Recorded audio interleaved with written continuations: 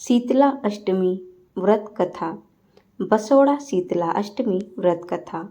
ओम श्री गणेशाय नमः।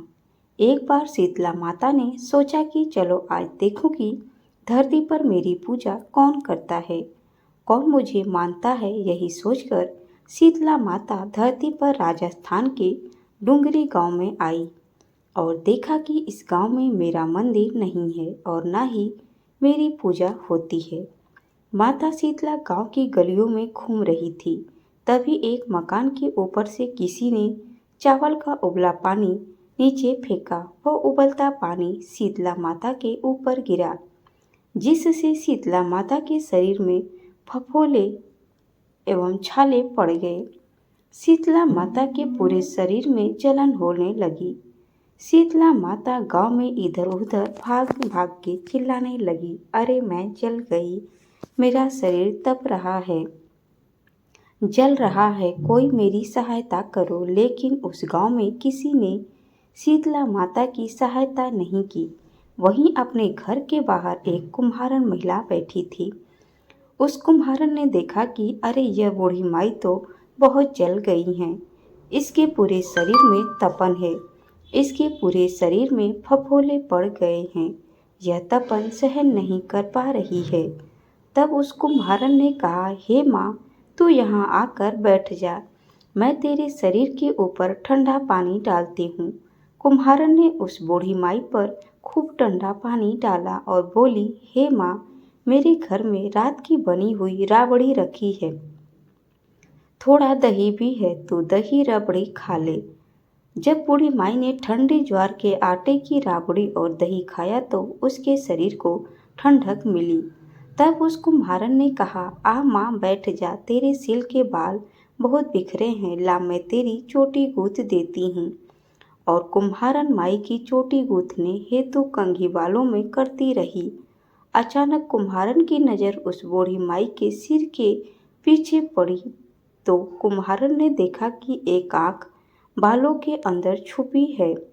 यह देखकर वह कुम्हारन डर के मारे घबरा कर भागने लगी। तभी उस बूढ़ी माई ने कहा, रुक जा बेटी, तू डर मत, मैं कोई भूत प्रेत नहीं हूँ, मैं शीतला देवी हूँ। मैं तो इस धरती पर देखने आई थी कि मुझे कौन मानता है, कौन मेरी पूजा करता है। इतना कहकर माता चार भुजा वाली हीरे जवाहरात के आभूषण पहने, सिर पर स्वर्ण मुकुट धारण किए अपने असली रूप में प्रकट हो गई। माता के दर्शन कर कुम्हारन सोचने लगे कि अब मैं गरीब इन माता को कहाँ बिठाऊं। तब माता बोली, हे बेटी, तुम किस सोच में पड़ गई।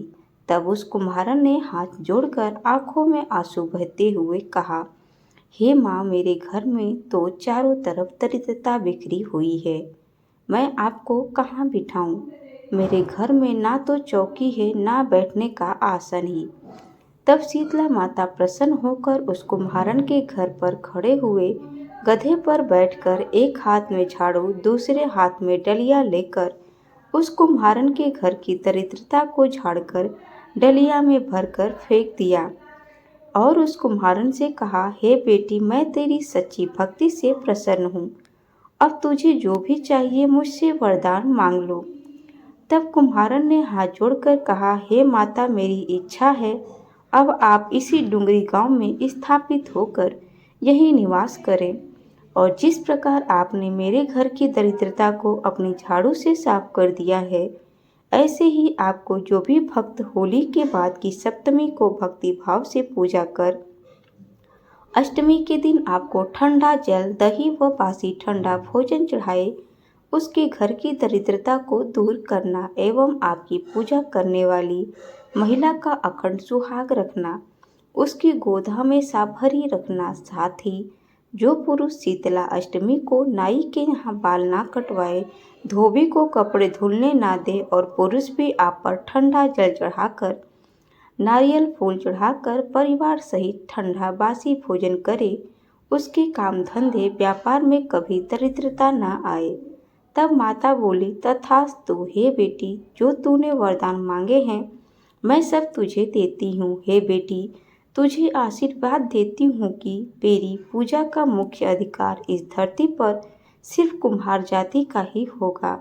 तभी उसी दिन से डुंगरी गांव में शीतला माता स्थापित हो गईं और उस गांव का नाम हो गया सील की डुंगरी।